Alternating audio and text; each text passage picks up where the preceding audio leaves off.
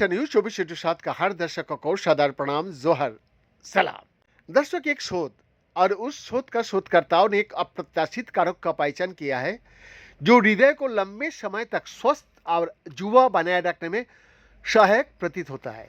इस संदर्भ में वेगस तंत्रिका यानी कि पीसा स्थित Saint Anna School of Advance Studies द्वारा समन्वित 24 दिसंबर साइंस ट्रांसलेशन मेडिसिन में प्रकाशित एक नए अध्ययन में पाया गया है कि हृदय की दोनों और वेगस तंत्रिका के संपर्क को बनाए रखना हृदय की उम्र बढ़ने के खिलाफ एक शक्तिशाली सुरक्षा कवच का काम करता है।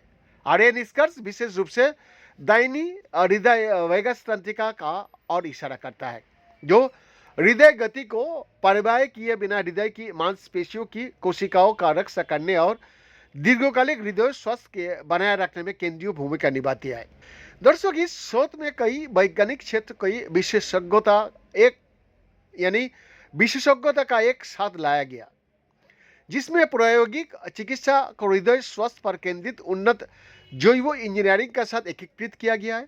और इस अध्ययन का नेतृत्व अंत विषयक अनुसंधान केंद्र स्वास्थ्य विज्ञान के ट्रांसलेशन क्रिटिकल केयर यूनिट ने किया है, जिसका निदर्शन प्रोफेसर बिन्सोजी अलियनोटी ने किया। दूसरा महत्वपूर्ण योगदान प्रोफेसर सिल्वेस्ट्रो माइसेरा का नेतृत्व वाली बायोरोबोटिक्स संस्थान से आया, जिसने वेगस तंत्रिका का पुनर्जनन में सहायता के लिए डिजाइन किया गया एक जैव अवशोधक तंत्रिका वाहिनी विकसित की। दर्शक, सभी प्रायोगिक कार्यों पीसा में यूरोपीय एफएटी यानी कि भविष्य और उभरती प्रौद्योगिकी कार्यक्रम के तहत न्यू हार्ट परियोजना से प्राप्त वित्त पोषण और टैक्सानी स्वास्थ्य पारिस्थितिकी तंत्र द्वारा प्रदान किए गए पीएनआरआर निधियों के आंशिक सहयोग से संपन्न किया गया।